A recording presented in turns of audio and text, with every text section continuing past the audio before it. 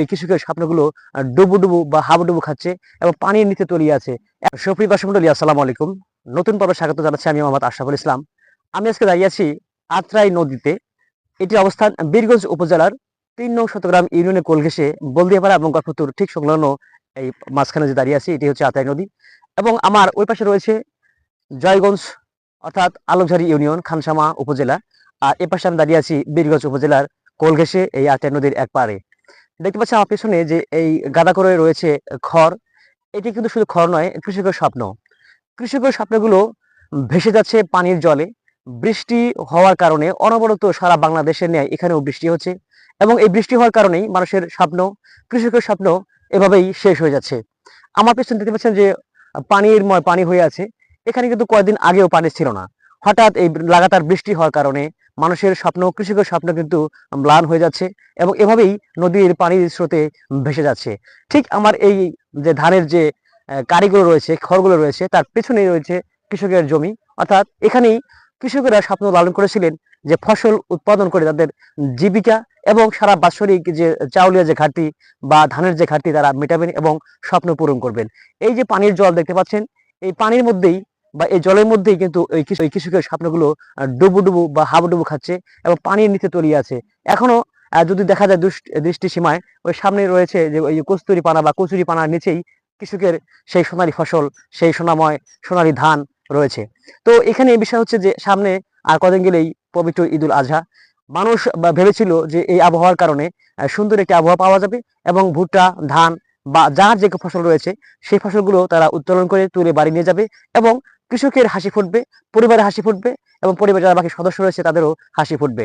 কিন্তু সেটি না হয়ে ব্যত্যয় ঘটলো এই বৃষ্টির কারণে। আল্লাহর রহমতের বৃষ্টি ছিল এবং বৃষ্টিটার এতটাই ধারাটা অব্যাহত ছিল যে কারণে সারা বাংলাদেশে, যেমন ভাটি অঞ্চলে, সুনামগঞ্জ বা ওইদিকে যতগুলো অঞ্চল রয়েছে, আমরা দেখতে পাচ্ছি যে কৃষকের কি আহাজারি, কি কান্না, আকাশ বাতাস ভারী হয়ে যায়।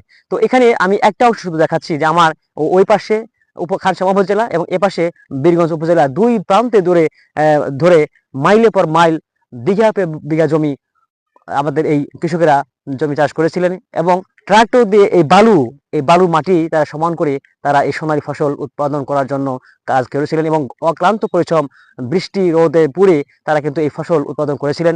এবং এই পর্যায়ে এসে এই যে ধান দেখতে পাচ্ছেন যে এই পর্যায়ে এসে কিন্তু প্রায় হয়ে এসেছিল, কিন্তু ওনারা এই স্বপ্নটা বাড়ি নিতে পারেন নাই।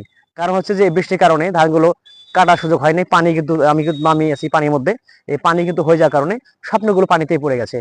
তো এখন এই বিষয় হলো যে আমি যেটা দেখাচ্ছি, যে দেখতে পাচ্ছি এই ধানগুলো কিন্তু পানির নিচে পড়ে গেছে। এই পাশে কাউন রয়েছে, দেখতে পাচ্ছি আমি, আমার বাম পাশে কাউন রয়েছে, এ পাশে আরো অসংখ্য ফসল রয়েছে, সামনে আমি একটু দেখানোর চেষ্টা করব।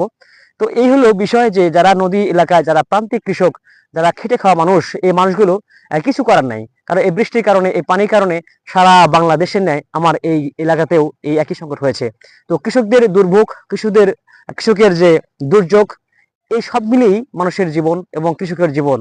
তো কৃষক কখনো সুখের মুখ দেখে না, হয় প্রাকৃতিক দুর্যোগ অথবা মানে আবাদ করার পরে যে দাম থাকে, বিষয়টা দাম পায় না, তবুও এই কৃষক কিন্তু পরিশ্রম করে যায়। আমাদের এই দেশের শিকড় হচ্ছে কৃষক এবং কৃষকের প্রাণ।